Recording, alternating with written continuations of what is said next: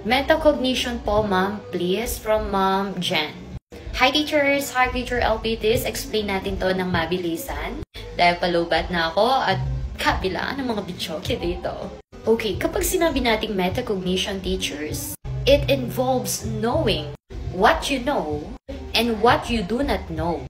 And knowing what to do when you do not know. Ibig sabihin, alam mo sa sarili mo what is your strengths and weaknesses. At yung mga weaknesses mo na yon, you know what to do para ma-improve mo yung sarili mo. Para gumaling ka doon sa kung saan mahina ka. In other words, this one is self-monitoring, correcting your own learning process. Halimbawa, kung nakaupo ka sa likod at hindi mo naiintindihan dahil nga maraming factor, kapag nasa likod ka, ano ang gagawin mo para makakinig ka ng maayos? Pupunta ka sa harapan. Napaka-simple lang ng halimbawa na yon.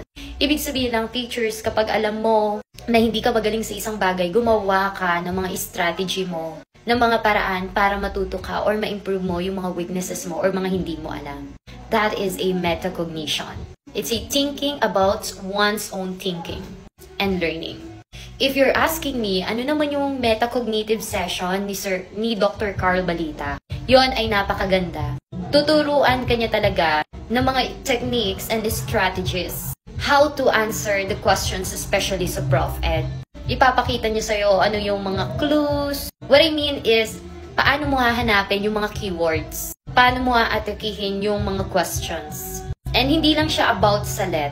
It will help you also pagdating sa mga iba't ibang bagay. How you're gonna attack it or ano yung mga gagawin mo. Halimbawa kasi sa board exam, hindi nyo naman talaga makikita yung mga actual let questions sa iba. Kahit nasa review center kayo, meron at meron kayo makikita during the actual board exam na hindi kayo familiar, na hindi ninyo alam. May manggugulat at manggugulat dyan. So ano ang gagawin ninyo? That is a metacognition. Dapat, alam mo, yung estratehiya, paano mo sasagutin yon. At again, that is a metacognition.